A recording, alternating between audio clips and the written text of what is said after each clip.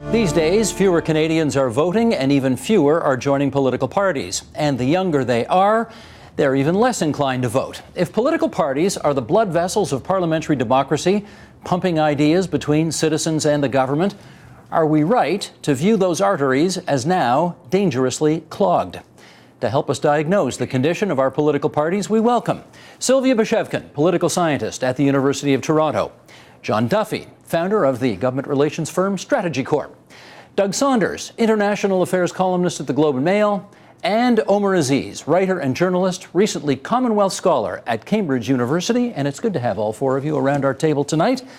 I'm particularly going to be interested to hear what you have to say, because you have to carry the can for your entire generation which doesn't vote. And we're going to find out why tonight. In the last federal election, as I'm sure you all heard, 39% of those of you aged 18 to 24, which around this table that would be you, voted. 39%. If you move it up to 25 to 34-year-olds, it's 45%. Seniors, 75%. This is the lay of the land that we're dealing with right now. So, Sylvia, start us off here. The fear is, if the habit of voting is not inculcated in young people right away, the assumption is you lose them for life, because it doesn't look like they're voting in any kind of numbers representing their demographic. Is that a reasonable assumption? Well, I think we have to be careful about extrapolating from one generation to another. For example, we know from your data on older voters that what you could call an acquired taste can be lost. In other words, there were many more older voters at one time were voting than are now voting. So we can see non-voting increasing across the generations. Moreover, we know that a lot of younger Canadians are not necessarily in a fixed address on election day to be able to vote. So the fact that we live in an increasingly global world, and most of the students that I've met in the youngest of those cohorts, may very well not be at a place where they can vote on election day. Okay. So, we can see those sorts of changes. Moreover, we see a drop-off in voting across the generations. How about you? When you turned 18, did you vote right away? Most definitely. You did. John Duffy, when you turned 18, did you vote right away in the first election you could? I don't think I voted before I was 18. But I don't think I did. But after turning 18? I voted once it was legal, and I never stopped. And you never stopped. Doug? Oh yeah, I've always been an enthusiastic voter in whatever country I'm living in. You have. And how about you? I did vote. I did vote when I turned 18. And I think I'm an anomaly there. Did you vote in the last federal election? Yes, I did. Do many of your friends that you know vote in the last federal election? I would say most of them did not. Now, that's not to say that they are politically sort of apathetic. Like they are aware of the issues. They just think that they can dedicate their time and effort in other avenues, whether it's NGOs or volunteering, and make a better impact. They don't think that they have a stake in the game because the political leaders aren't listening to them. So this notion that you're all a bunch of apathetic bums and you don't care is not true? Oh, no. I mean, it's definitely not true. With the click of a button, a lot of my friends are volunteering abroad or working, on great humanitarian causes, but the appeal of a political party doesn't seem very alluring, and I don't blame them. That's what we're here to explore. And to continue our discussion, let's read this. This is by Michelle Diggles from Political Explorers, published earlier this month. It goes, millennials are much more willing than previous generations to switch, even from their most favored brands, if they can get a better deal or more of the features they want. Millennials don't feel limited by brand loyalty, true in the marketplace of goods and services as well as politics. Millennials are pragmatic. They want to know what works and are willing to take ideas from each side. They eschew ideological purity tests of the past. Okay, let's just get some feedback to that. Based on, you hang around politics for a long time, that might be a positive development, isn't it? That you can't just count, you can't be stupid and expect everybody just to tail along. Yeah, I left my first political party. I was a teenage New Democrat. That sounds like an old 50s confessional movie, but it's actually true. And then I left it because it wasn't for me. But I think more and more people would either not join up in the first place or leave and go and do issue by issue. This is pretty well documented territory. I think parties have gone through a huge step down in the world, and they did many years ago, actually. I think I see there being two steps to what's happened to parties. First was the broadcast age, which actually created a direct relationship between voters and leaders as people. That did a lot to take the influence of parties away.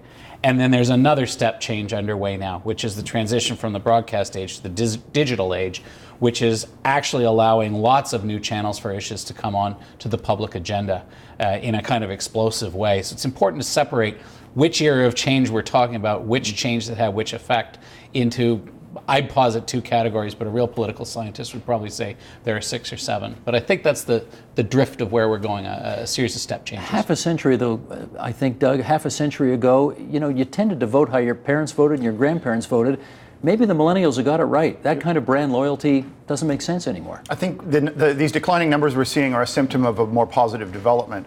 Let me put it this way. My generation, the one that came right before Omer's, Generation X, I suppose, is probably the last generation who grew up with the assumption that if you wanted to have a relationship with the Canadian state, if you wanted to change things around you, you had to do it through the old colonial institutions. If you were born after 1982, which is the definition of a millennial apparently, that means you grew up with the Charter of Rights, guaranteeing you a personal relationship with the Canadian state, not through the Crown and through the institutions. And you grew up with social media, with the internet, with communication technology that allowed you to directly and quickly communicate with things, rather than having to go through something like membership in a political party in a Westminster system, which is about 3 or 4 or 5 stages removed from any direct effect on the world around you. How much brand loyalty, as we're calling it tonight, do you see among your colleagues? Not many. I mean, if the product that you're offering is faulty, people are going to switch. Look at what happening to BlackBerry. All of my friends used to have BlackBerries a few years ago. I'm probably the only one now. I don't know anyone else my age who does.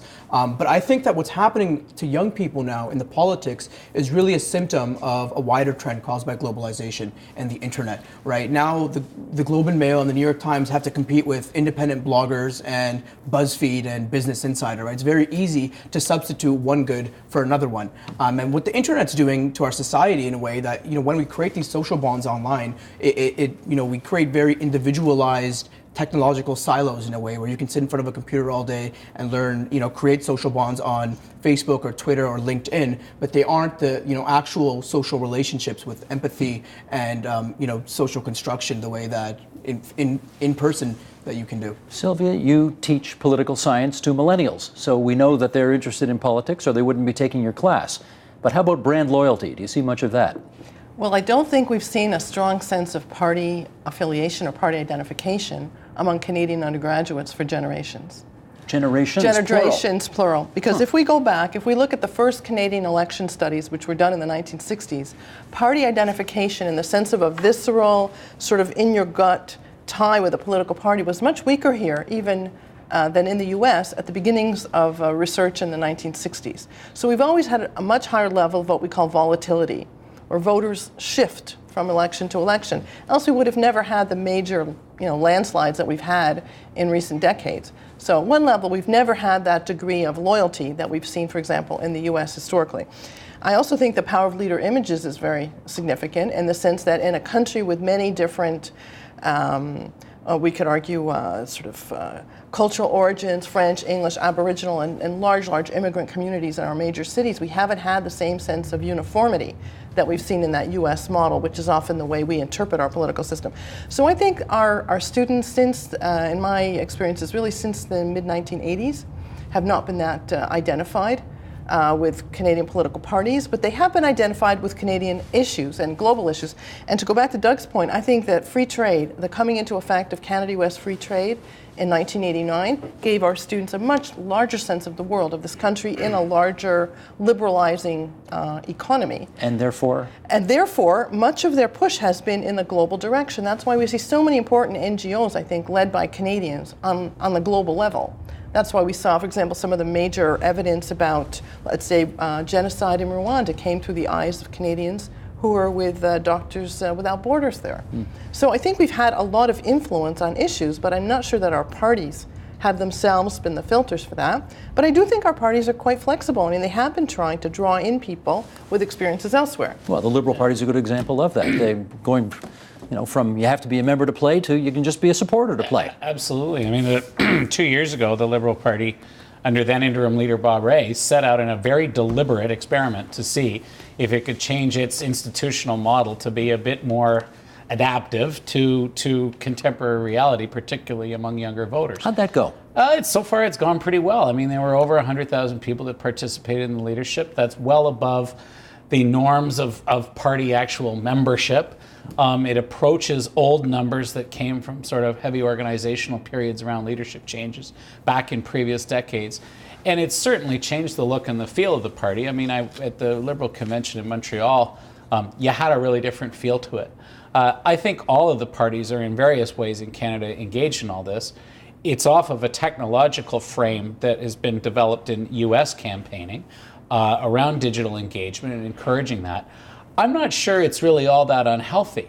And by their own standards, the parties are all, I think, feeling that they're managing okay. Like, by the way they measure these things, how many members, how many supporters, how many people come out for a convention, donations, it's all okay. The place where they're really getting clobbered, where you can hear the pain point having been hit some time ago, is volunteers and riding associations.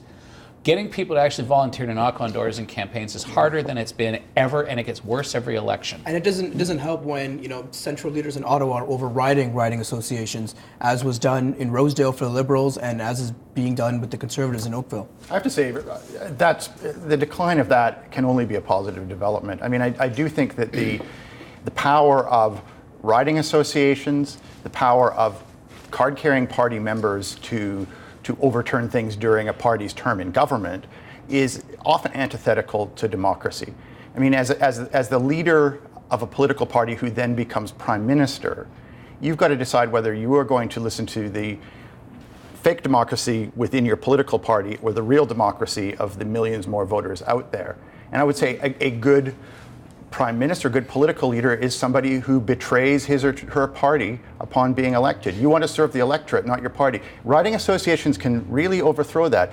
When you as a voter are voting for an MP, you are voting for a slice of a party that you hope to become a government in Ottawa. You do not want to have something that is against what's being offered to you on national television and so on. Betrayed by a group of local activists who want your riding to become a single issue concern. Well, I want to hear from John on that. The distinction between the democracy of a riding versus the democracy of the entire country. He's making a distinction. Do you? Well, I think in some of the countries that Doug has written extensively and quite lucidly about this, it's good to have a chance to chat with him about it. Only here on TVO. In some countries and in some moments of great political difficulty, one of the supreme tests of leadership is the old sort of Nixon and China thing. Do you have the breadth of statespersonship and of leadership ability to say, you know what, my party who put me here are wrong on this. I must force a change here, even though they're not going to like it. In Canadian politics, those moments are fairly rare. And I think the countervailing trend that's out there, though, that's really important to understand, is that with all this democratization of technology, and what the political scientists would call disintermediation, which is really what we're talking about, parties no longer mediating between citizens, the state, and their leaders. That's all good and healthy and democratic, and yet the effect in politics has been to change persuasion as what happens in the campaign to mere mobilization. So what's, I think, happened in some ways is that the bases of the parties have become a lot harder, firmer, and be-minded about listening to anything. And smaller? And I don't know about smaller, I defer to a professional on this, but, and concomitantly, the scope for persuasion seems to have shrunk. Campaigns, back when I started doing this, were about persuading large masses of unaligned voters. Now they seem to be much more about mobilizing your core and getting them out to vote. And persuading a very smaller number of people small number. to flip. Or keeping the polarization in a frozen state, right? So you make sure that you get all your polarized, wedged voters out there. But I think we really have to go back to the whole question of why we have constituency associations. I mean, ideally, a healthy party will have constituency associations that are reflective of that local area, and that by their sum total across the country constitute the voice of Canadians, right? So we have to ask ourselves, what happens as people are more and more time pressed and don't have time to go to constituency association meetings? What about people who actually volunteer to go out and canvass door to door and no one's home? or no one wants to open their door. Which is the case. Which is the case. Much more frequently nowadays. Exactly. And also, people who listen to things about the robocall controversy aren't really sure about who's calling them and who's visiting them anyway, and what their motivations are. So I think one of the larger questions really is the extent to which we think there is a deliberative tradition within political parties that's still healthy enough to attract people who want to talk about issues. And I think that's the challenge for millennials, for my own students that want to believe that the issues they care about are actually going to have some resonance in this larger big tent, which is sometimes like a vacuum cleaner, that it's just so wide in Canada because it's trying to embrace everybody. And so they're worried that their issue isn't going to be heard. When we sent out an e-blast indicating that you would all be here tonight to do this program, we got an email back from a fella named Nick, who is a millennial, who had this to say. What bothers me most about our democracy and our politics is that the name of the game is not, or is no longer, about finding the best outcome for society, but about winning. Politicians and parties are in it for status, votes, power, self-aggrandizement, to pursue a particular set of interests, whatever, but nobody comes at it genuinely from the standpoint of, can we honestly figure out what's the best thing for our society? I'm not angry about corruption, although that plays a part. It's not about nepotism, pro-corporate policy, financial fraud, etc., although those play a part. What I'm angry about is that all actors are playing to a lowest common denominator instead of trying their earnest best to raise the bar, ideological differences notwithstanding. Okay, let's get into that. Can you really, Sylvia, can you really put ideology aside nowadays? Well, I think some political parties have tried because of this effort that, to try and reach as many voters as they can. But I think this message from Nick is very powerful because it's talking about how people want some sense of the resonance of a public interest, of not just what works in a focus group and what's going to convince this group of voters either not to vote or to go out and vote for a given party. I think the marketing that we talked about earlier, that marketing has gone to the point that it's increased cynicism so much that citizens don't actually believe that public debate is about the public interest anymore. And that's a very dangerous phenomenon. Well, okay, but Doug, is there such a thing as the public interest? Or is it more along the lines of, well, the Liberals see the public interest as this, the Conservatives as this, New Democrats as this, Greens as this? I think in a healthy and prosperous liberal democracy like Canada, about 90% of issues that are dealt with by government on a day-to-day basis. There's total consensus between all the major parties on them. It's that contentious 10%, which often are very big and important issues and ways of delivering things that are important. And I think parties are in a fix because they spent much of the post-war decades trying to deal with a basic paradox, which is that, yes, you want to have a clear ideological message. You want to have a program that you're selling. On the other hand, if you actually want to get into power, because that program doesn't mean anything unless you can actually be in government to deliver it, if you actually want to win, you have to appeal not to the people who believe in that program, but to the people who don't. You've got to get the other party's supporters to vote for you. Some, anyway. Yeah, I mean, if you want to get people to drink Pepsi, you don't try to appeal to Pepsi drinkers. You want to get Coke drinkers. A few Coke people over there. And too. I mean, Bill Clinton called it triangulation. You campaign right, you govern left. That was the idea.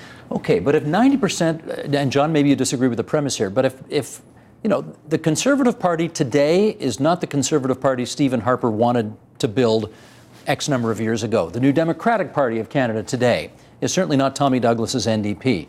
Everybody's put some water in their wine. They've moved to the middle. So if we agree, as Doug says, on 90% of everything, is the remaining 10% just theater?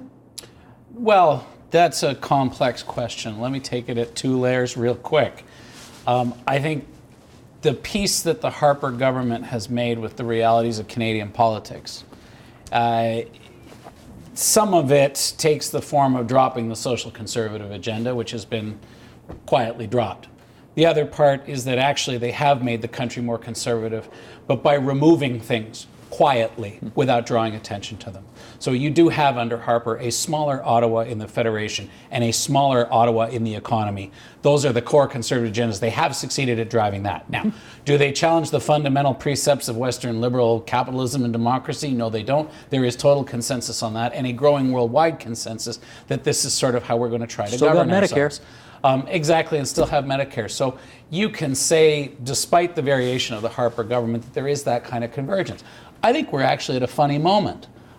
in the political discourse on a global level, if I may make so bold, which is that the great question of the 20th century, which was the role of government in managing this new thing called the economy, and whether it would redistribute or whether it would just let things roll in a laissez-faire manner, that question is largely resolved around the world. But there is a shelf of big new issues coming on that I believe, and I've said this in public and on this show, will reshape what the parties are about and what their offerings are as they have to confront these new issues. So we're in a funny lull moment or a moment of transition between an old political order and I think a new one coming. What's your reaction to that email that Nick had just a moment ago? I think he's tapped into a well of anger that a lot of people my age or in the millennial generation really share, that people are politicians are in it just for their self-interest. But look, I take a pragmatic approach here. I think that if you want to get your vision of the good society accomplished, if you want to become prime minister, if you want to win votes, you have to win elections first. That's how democratic politics works, right? Parties and governments aren't NGOs. You have to win a mandate from the people, and then you go and you implement your agenda. So I'm okay with people, with politicians being a little self-interested. We're all self-interested. It's just that, with politicians, the tension is between the public interest and the personal interest. And when those things conflict, I think you get people like Richard Nixon, or you get the robocalls affair, or what have you. I don't want to get sidetracked here, but what you just said, that unless you win, you don't get a chance to influence the agenda, I'm not sure that's true. Look at the minority parliament we have in Ontario right now. Look at the minority parliaments we had before this last federal majority came in. Lord Hailsham in the UK called parliamentary democracy an elective dictatorship. And I completely agree with him. If you win a majority, if you win a majority government, you can get your policy through the parliament while the other party has to wait for 4 or 5 years. And that's just the nature of the game. You have to play it if you want to succeed. But I think if we go, for example, in Ontario politics in the period of the Harris years, one can argue that some of the most effective opposition was from the days of protest when people were in the streets. It wasn't so much from the opposition parties. The opposition parties, yes, they opposed the government. But so much of the frustration that I think boiled over that eventually led to a change of government provincially happened outside the legislature. And seeing it, through the eyes of my students. You think it had an impact? The days of protest? Yeah. Most definitely. Most definitely. Because I'll tell you what, I've probably done 20 interviews with Mike Harris over the years. Oh, no, I'm not saying it changed his mind about anything. Didn't. No, because true believers remain true believers. But I think if we talk about the extent to which citizens decided that they needed more in the way of opposition to a government than they could achieve through the legislative process, that it opened up, I think, the reality that we need to have citizen engagement on many different levels. So I'm really tired to some extent of that whole thing about parties or nothing. I think in a healthy parliamentary democracy, people are active in many different channels, many different forms, and that's what keeps the democratic system vibrant.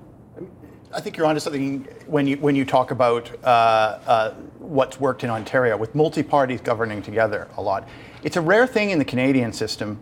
For some reason, other Westminster countries, it happens more often. And it means that things are sluggish to change. You have these monolithic brokerage parties that aim for the center. In a lot of other countries where you have a more proportional voting system, where you have a different style of system, it's the norm for multiple competing parties to govern together. Germany right now is governed by its major left-wing and right-wing parties in a coalition that works quite well. Britain is governed by the Conservatives and Liberals in a coalition that may have its problems, but has held together for an amazingly long period of time. And that causes these parties to change, sometimes to fall apart. You want to pick Israel? Let's not talk about Italy or Israel, which are examples of the dysfunction of that system. But just speaking of Israel, it's funny you should mention Israel, because the point of Sylvia's quite right in talking about the sort of plethora of options for political engagement that people have now. There's so many different ways you can plug in. Omar made the point about if you want to change society, almost as a logic chain. If you want to change society, you will want to work politically. You will want to change the government. You will want to make the state. Great Israeli politician, distinguished statesman Shimon Peres, about 2 years ago, came to Toronto, and he said that politicians and political actors are no longer the most important people in shaping the destiny of the world. It is now scientists. That is a huge sea change if you really want to change the world. And most of the young people that I get to talk to, whether it's through politics or through the acquaintance of my children or whatever, just talking to them directly in good places like this, the ones who really have an agenda for changing the world are going out and doing a startup or figuring out how to redo behavior psychology or some other way of engineering human outcomes than going through the state. increasingly we are in a world where I think Perez was right. Politics is taking a back seat to the development of science and technology and shaping our destiny. That creates probably a need for a different kind of politics so that we don't let things get out of control. But it's really a different world from the old one where politics, as they used to say, took command. But as a guy who's been involved in politics, John, how long? 40 Forever. years? 35 years? Since the Coolidge administration. Since the Coolidge administration. Yes. Let's go back that far. Do you regret that development? I wish I'd studied science a little harder, but I mean, you can't regret. Most of what we have to do is observe and take into account. I don't think it's a bad thing. The history of the 20th century could well be called 100 years of too much politics. And if you look at Soviet Russia, Nazi Germany, Mao's China, you see too much politics and not enough attention to the realities, the long curves of social development and human development. Maybe it's not the worst thing to have a little less politics. Okay. I want to get you all to recall when, not too long ago, the leader of the Liberal Party of Canada was asked if there were other countries in the world that he found fascinating in the way that they did democracy. And or that he admired, I think was the way it was put. And he said China. And he, of course, came under a great deal of criticism for pointing out that an authoritarian dictatorship was something that he had any time for at all. The rest of that comment, which didn't get as much play, went like this. Let's put this up.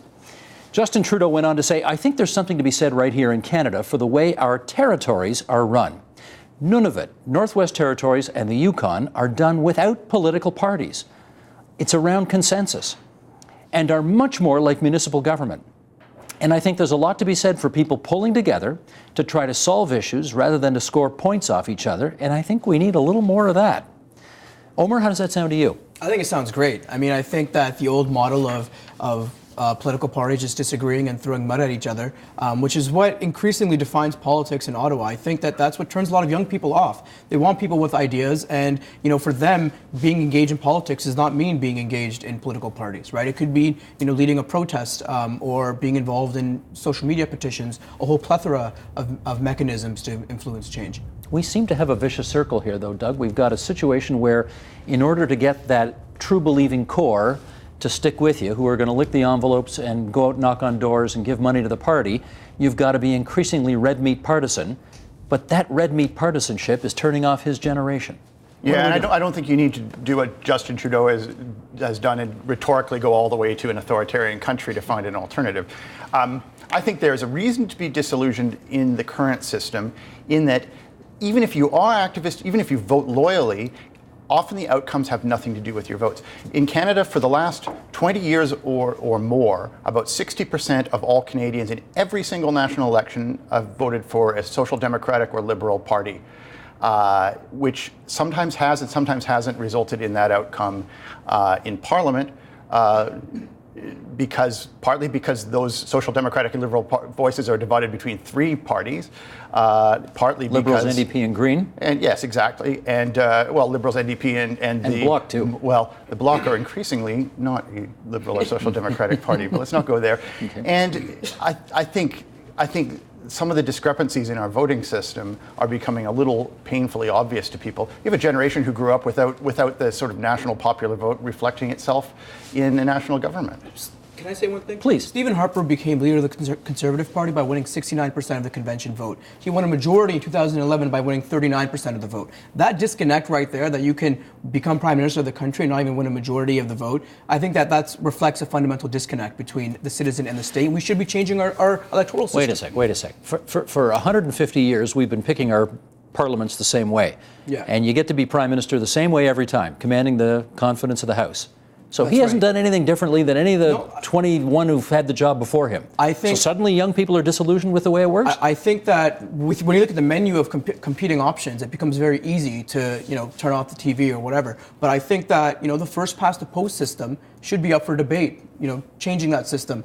The Reform Act does a little bit in rebalancing the relationship between the House of Commons and the caucus. And I think that that's a debate that we need to have. Other countries have gotten this right, I think. Also, preferential voting is used in internal party elections, leadership races, liberal and conservative. Mm-hmm. I don't see why we can't take that model and apply it widely in electing our members of parliament. You look and see the way we elect MPs is causing massive disaffection among youth, and that's why? I don't believe that's the case. I think that's one of many factors that are out there that make conventional partisan politics repellent to lots of people, including younger people. But I'm of two minds about this stuff. I mean, on the one hand, I kind of agree with Doug that the British parliamentary Westminster system that we have here at the federal and provincial level sure feels creaky and anachronistic. Maybe it's the decor in the House of Commons with all the old wood paneling, and maybe there's something more contemporary about the look and feel of a municipal city hall, which isn't divided, but two swords lengths across a green aisle with a throne and a mace and all that old 19th century stuff.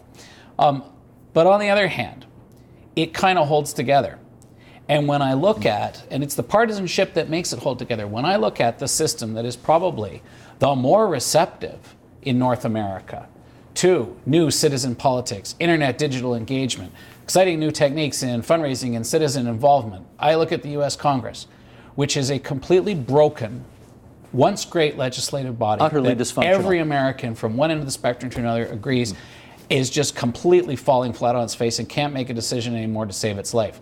So for all the brittleness and anachronism that I see and that I feel and sense, you're not about to trade. I'd be really cautious about some of this stuff because you might wind up with complete and utter gridlock and dysfunction. Sylvia. Well, if you read the British North America Act, you see that I was going to say, when's the last time you read it? She reads it all the time. Intro to Canadian politics, and we've always read it. It says that we have a political system that's structured on the mother country, right? And the mother country has evolved. If you look at the UK, they have in the Mayor of London elections all kinds of preferential voting. There is proportional representation in the London Assembly. There are at-large members, so people can speak. Not in Parliament, though. No, but I'm saying within the mother country, there has been far more experimentation. Sometimes I feel like we're living in the Falkland Islands. The Falkland Islands are in that frozen outpost in the South Atlantic, which is sort of in Victorian times. And to some extent, we are living in a political system that's been shaped by the time of Confederation. And so because, Britain has moved on and the British European elections have totally different rules than the ones for the House of Commons, and people can still keep them sorted out. So I think maybe we should embrace some of the experimentation of the mother country, because there has been a lot of change there that we haven't embraced. A lot of free votes in Parliament in Britain. Certainly much less party discipline. And the whole notion that someone who actually had an independent thought would be purged to the back curtains, which is our assumption here, doesn't happen there. Never has. I think before, because of the way the media worked, because of the way communications worked and politics worked, you had to put up with that. The idea that you could have a different sort of electoral system, of political system, was something for a few dreamers on campus and that sort of thing. Now, it's a little more easy to see behind the curtain. It's a little more apparent that the people we elect are not black boxes with a suit and tie in a little box in the newspaper, but are people who you're communicating with on Twitter and so on. Suddenly the idea that these rigid colonial institutions have to be there, that they're the only way to do things, is a lot less obvious to people. I want to ask Omer about some of the moves that Justin Trudeau has made lately, and I'm making you the spokesperson for your entire generation, okay? He has said in that comment I just read out before that he'd like to see less partisanship in public life. He fired all the Liberals in the Senate, right? I mean, he just, in one fell swoop, fired them all. Now, you may not like the idea. You may think there are a lot of negative things associated with it, but it's a big idea. It's a bold move. How do you react to those kinds of moves? Look, I think that my generation has a mixed take on Justin Trudeau. On the one hand, he's doing more than any other leader to reach out to young people, to speak in a language that they'll listen to. And there's been gaffes, as there will be for any new leader. But I think the one thing going for him that the other leaders don't have is this appeal of authenticity. Young people believe that Justin Trudeau is an authentic politician. They don't think the same thing with Stephen Harper. They don't feel the same way for Thomas Mulcair and the other leaders. And I think that's going to go a long way. Now, whether he's just putting that on or whether he's actually authentic, that's to be determined. But when he's had his gaffes, it reveals something. It reveals a humanness to him. And I think that's something that young people can see. You don't think that Stephen Harper, or young people don't believe that Stephen Harper is being his authentic self when they see him do whatever he does? I think that they see him as much more opportunistic that he'll shelve any sort of ideas or promises when it's in his political interest, whether it's stimulating the economy or the entire gamut basically of policy options when it comes to winning votes. I think that's the perception out there. That's really I do find that interesting. That's an interesting finding. My own sense is that maybe what Omar's reflecting is a different way of looking at authenticity. Harper is very controlled. His performance is very controlled. This is the guy who shakes hands with his son on a camera, right? You never see. But he is and has been for as long as anybody's seen him in public, a kind of nerdy, by the numbers, economic, bookish kind of a guy, and that is the guy you see when he performs as a politician. Then perhaps authentic is not the word that we're looking for, because a word that captures both Justin Trudeau and Stephen Harper is maybe a word that has too broad a definition. They're obviously two very different political creatures. There's a breakdown between the two ideas of what representative it is. Is somebody representing you as the person you vote for to go out and do this stuff for you, that meaning of representation? Or is it somebody who represents you in the physical embodiment sense that this looks like what I think of myself as being like? There's something else, though, about Trudeau's appeal. I think with Justin, this really hit me home at the convention in Montreal a month and a half ago. If you want a certain kind of Canada and you look at Justin Trudeau, you know that there is a perfect alignment, that he is going to deliver that kind of place. And that's actually what the marijuana policy does for me, is it lines it up. It's actually also what the euthanasia debate that happened at the Liberal Convention does for me. It lines up the Liberal Party with a certain more contemporary feeling set of approaches. Justin feels like, even though he hasn't commented too much on euthanasia, if at all, I don't think it's a subject that is going to play in the election. It is, I think, a marker of a certain modern contemporary feel of what Canada's about, and I think Trudeau aligns with it pretty closely. But let me push back just a little bit on this. Stephen Harper and Justin Trudeau both being authentic. Boy, we've got to reevaluate the notion of that. I think you were on this program we did a few weeks ago, right? We got a bunch of people from your generation in here to talk about these kinds of things. Authenticity came up as something that people loved, and we got a consensus around the table that Rob Ford and Naheed Nenshi were both as popular as they were because of their authenticity. So if they can both be authentic, surely Trudeau and Harper can be. I think the lesson is a lot of calculation and staging is required to create authenticity. It's a measure of, now in the workplace, there's this notion that being likable and consensus seeking is actually very important, that people want to avoid corrosive relationships in the workplace. And so the whole notion that if you can relate to someone's faults or warts or honesty or something, that makes the person authentic in your own eyes and likable in your own eyes, right? Because it's not a sort of fake veneer. The assumption is Rob Ford is what he presents himself as, and Justin Trudeau talks about consensus, and we assume he's a consensus seeker. He's not ruthless and mean, right? Which is sometimes a sense that people might have about other political party leaders, that they have too much ruthlessness, or they surround themselves with too many people who have sort of mean-spirited intentions or mean-spirited behaviors. So that sometimes, I think, becomes a code for authentic. He comes off as human, I'll put it that way. Human. Justin Trudeau, he comes off as human. That's easy to create. It was Rick Salutin once described George W. Bush as a politician who tries to be folksy by saying the word folks a lot. And there is a little bit of that in authentic becomes a brand that you can put on. People do it in social media and so on. Maybe it is the way that things are done now, is that you can put on the authentic face. Doug's more cynical than I am. I am. Yeah. But that, it sounds like authenticity now trumps ideology in terms of where you want to follow. Well, there are limits to that. Values is pretty important. So I don't believe that there is a groundswell of support for among young, well-educated people in, say, the city of Toronto for that lovable, authentic Rob Ford.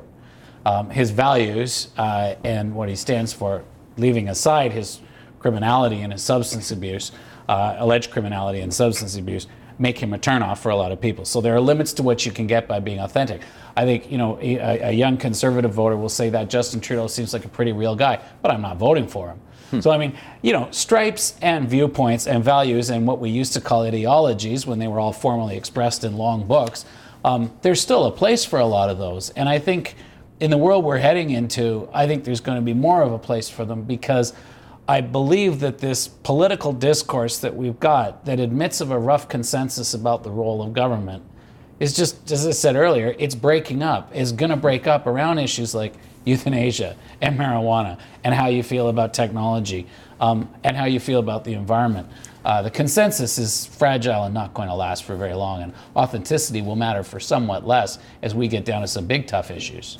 Let's play a clip here. Here's Moises Naim, the author of a book called The End of Power, encouraging citizens of democratic countries to join political parties, but with a twist. Watch the monitors here in the studio. Roll tape, please. Political parties have had a terrible couple of decades. And non-governmental organizations have had a wonderful couple of decades. And that's very dangerous, of course, because a democracy without political parties and strong political parties is a very bad thing. Of course, I don't have in mind, and I'm not suggesting that what I want is the current kind of, for example, in the United States. I don't want what I see in the Republican Party, and I don't want what I see in the Democratic Party. I want different kinds of parties, parties that are far more alluring to young people, parties that are different and that have learned, for example, from Al-Qaeda. Not that I want them to become cults that foster suicidal assassins, but there is something in Al-Qaeda in the fact that they are able to attract and retain and motivate young people and to really energize them in favor of changing the world. So what's there? Is there anything there that one can learn and use it in favor of the promotion of democracy and freedom and prosperity? Okay, I dig him when he says attract, maintain, and motivate young people to change the world. Al-Qaeda? Yeah. Well, I mean, the young conservatives and the young liberals and the young, New Democrats are already like Al-Qaeda in the sense that, they're very, very radical and they're all true believers. And, you speak to I think Matt Gurney had a post on this in the National Post, that you speak to a young partisan, you wouldn't want to spend more than 5 minutes with them because they're just living in this alternate universe where, all that matters is dear leader and the slogan and the party. I have to disagree with that. I hang out with young liberals all the time. They're fabulous. They're motivated. They're engaged. They're pro-social. They're much better looking than they were in my day. Okay, do they perfectly nice people? They're not mad-eyed cultists. Are they following the cult of Justin Trudeau a little bit? Not. Of course they're not. No, a lot of them are pretty skeptical about all leaders, and a lot of them strictly see this as a vehicle. So let's say that. Let's also say, obviously, the Al-Qaeda reference is a shocker, and I think in slightly poor taste. But there is something that is an appeal, if I can follow the professor's logic. The core appeal of the Islamic Brotherhood and the Islamic political movement and Islamicism is contained in the phrase, Islam is the answer. So ask yourself, what's the question?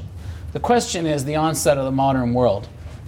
That is the question that we are dealing with, and the rise of global civilization that's happening around us at an incredibly high speed. The Islamist program is a comprehensive answer.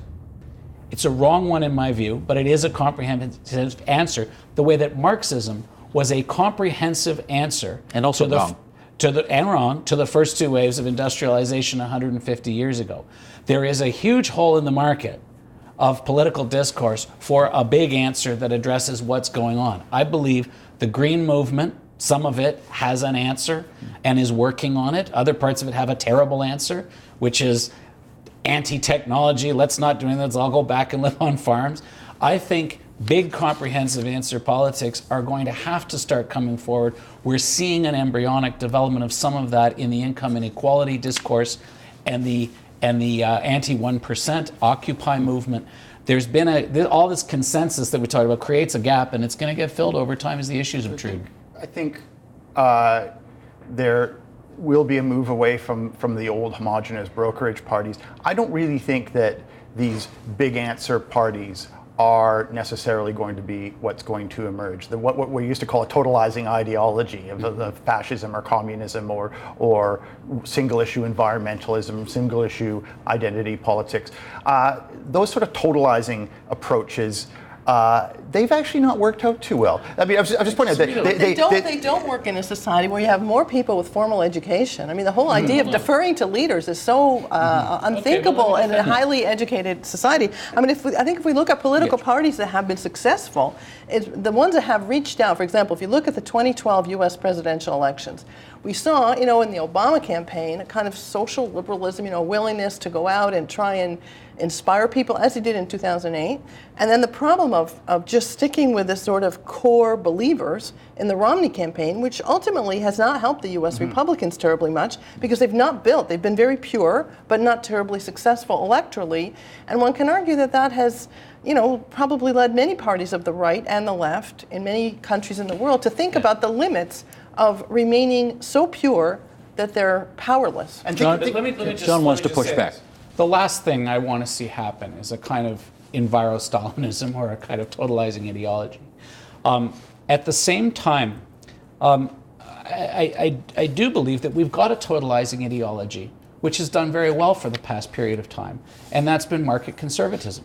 Since the seminal work of the neoconservatives 30 years ago ushered in first Reagan and Thatcher and Mulroney, and it has continued to this day. We have one of those. It hasn't had an alternative that's created this sense of consensus that's been out there. But I do believe that large issues that are happening in the external world are pulling and tugging at that consensus and will produce politics. Large-scale, big-answer politics, some of which we'll agree with and some of which we won't. Certainly the worst thing that could happen was a kind of Al-Qaeda of the earth or something like that. But my point is simply that the consensus is going to break up, and it's not the end of the world for politics to start addressing big issues in a critical way again, because it hasn't been for a while, in my view. We have, John's experience notwithstanding, we have seen some pretty unpleasant, frothing at the mouth 20-somethings who hang around every political party in this country, who, and the Al-Qaeda reference, you're right, is really in bad taste, but there is a kind of a, well, I'm going to use the wrong word here, so I better not use the word. But I would argue, Steve, that's not new. I mean, we've seen that sort of rigid belief system. We saw in Sir Keith Joseph and the people who surrounded Margaret Thatcher to advise her to run for the Conservative leadership in the 1970s in the UK. Right? We saw it around the sort of David Stockman, supply-side economics types who advised Ronald Reagan. I mean, the true believer syndrome is hardly new. I think what's important to think about is how pre-World War I, Robert Michels, the German sociologist, studied the German Social Democrats and saw how they took the ideas of new recruits from the outside and tried to infuse them, within an older party. Often the people started to resemble the old partisans, and new recruits look like the old partisans. However, the idea is to continue to bring in new blood, to re-energize parties. And I think as parties become more successful in recruiting from student protest groups, Occupy groups, Canadians with NGO experience outside the country, that will re-energize our parties and force us to come to grips with more of these serious issues and to get away from marketing and get more into policy and ideas. You need some true believers, though, in the parties. Oh, they definitely. die without the true believers. And who's going to knock on doors? Right. I'd say the big issues that I mean, we are going to have to shift our politics towards some huge irreconcilable issues. Perpetual social inequality, economic exclusion of large parts of the population, the consequences of ecological damage are going to become things that are going to require large-scale mega solutions. However, I would argue that the big totalizing answer politics actually are antithetical to making that work. You actually have to build a larger consensus to do that. I think we're in a good position. In the 6 years since the 2008 economic crisis began, and we're just going out of it now, not a single Western country has fallen to extremism, to fascism, communism, or authoritarianism. Some are coming close. No. They've become third place opposition parties that are annoying. Every country that's had these extremist parties as a third place opposition has put a cordon sanitaire around them, and there has not been an instance of them coming anywhere close to governing a country. What do you infer from that? I think that we have a mature political system. We have a generation who've grown up not simply trusting simple messages. It's certainly not utopian, as we see from voter turnout rates here and so on. But when it comes to a crisis, it's not the simple messages, it's not the simple voices that win. It's the people who are able to embrace complexity. John. I think we're in a crisis of global governance. We are heading into when we have a global civilization, a global economy, a global polity increasingly. We do not have global political institutions. I think everybody should be allowed to join a party in at least one other country in order to vote their global viewpoint. If you had to join a country in Britain, which one would it be? I would certainly join New Labour. Is it new anymore?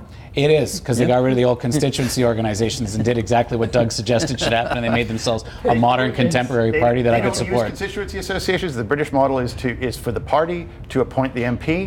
The MPs rarely live or come from the riding they came from. There's some strengths to that system. But I don't think they would work. I mean, we have among the world's most decentralized party systems when it comes to constituency nominations, and I don't believe that most Canadian political leaders would really want to face the wrath of voters in hundreds of constituencies by sending them from central office. This isn't the UK, and I cannot imagine that part of our parliamentary system is about to go away. I think our governmental structure is a lot more centralized here than other parliamentary democracies. And one of the changes I would make, and that's in the Reform Act actually, is getting rid of the requirement that the party leader should sign the nomination papers. I think that if you want to run for office, you don't necessarily have to get the blessings of the leader. You should be able to join a party, win the nomination, and run for office without that support. Regardless of who you are? Regardless of who you are, yeah. How about if you're a pedophile? No, okay. I mean, if you have a criminal record, that should bar you from office and all the usual things. But why should the party leader be able to veto a nomination paper when I think that excludes a lot of people from potentially running, and it makes you beholden to that leader's wishes and views, and that's one of the reasons why we continually remain more centralized than any other democracy. This is a whole other show. That's a whole other show. Let's. We got less than 5 minutes to go here. Let me read one more thing. Again, with the e-blast went out and we got some feedback in. Here's Rick, who emailed us with the following. It is my contention that many feel that this is old-fashioned, ill-directed, and malicious party-style government is the weakest link in both humanity's evolutions and real progress. We have the technologies to be able to invest ourselves in online political education, accreditations, certifications, and responsibilities, and not only vote for responsible and accountable representations in a non-party system, but also provide direct input and votes on each and every issue. That would be a democracy, where the people get a direct say and participation, rather than wasting their votes on overpaid, uncaring, unaccountable, less than helpfuls that have their own agendas and wealth to secure.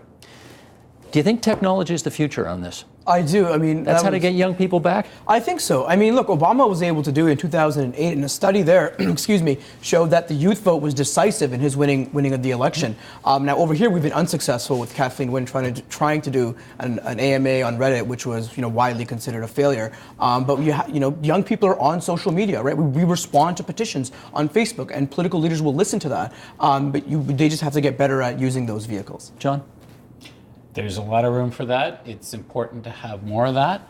I don't see it, though, in your formulations, can we use technology to save politics? I think it's sort of the other way around, actually. We need to get back to using politics in order to deal with technology and to deal with the issues like planetary blowback and degradation that have arisen from our technology-intensive society. That's the issue for me. I think politics is going to catch up to that, and we'll use methods of technological engagement to do so. So I'm still optimistic. Doug? We're social animals. I think if we eliminated political parties, they'd reform under some form. We will always have those sort of loose coalitions of people that could be called parties. We need to make them work in a way that is up to date with the modern age, as Omer says. Sylvia? Yes, I think direct democracy has much to be said for it, but it generally has worked best in small communities of people who already know each other well.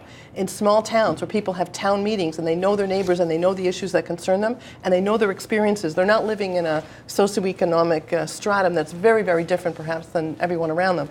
So I think if we imagine that representative democracy is what we need in large countries with lots of geography and perhaps not that many people, then I think we still need to have representatives and they need to listen to us, and maybe one way they can listen is through the direct route of electronic communications. But I think parties at their best are social networks, people who know each other and meet each other regularly.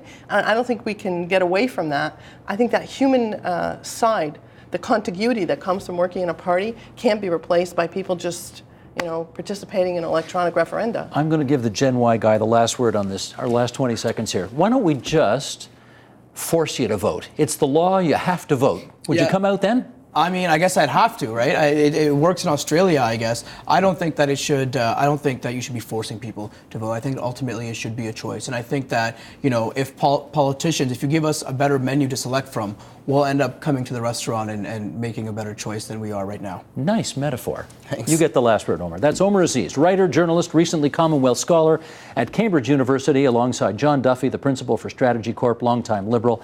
And on the other side of the table, Sylvia Bashevkin, the political scientist from the University of Toronto, and Doug Saunders, international affairs columnist. You enjoy reading him frequently in the Globe and Mail. Thanks so much, everybody. Support Ontario's public television. Donate at tvo.org.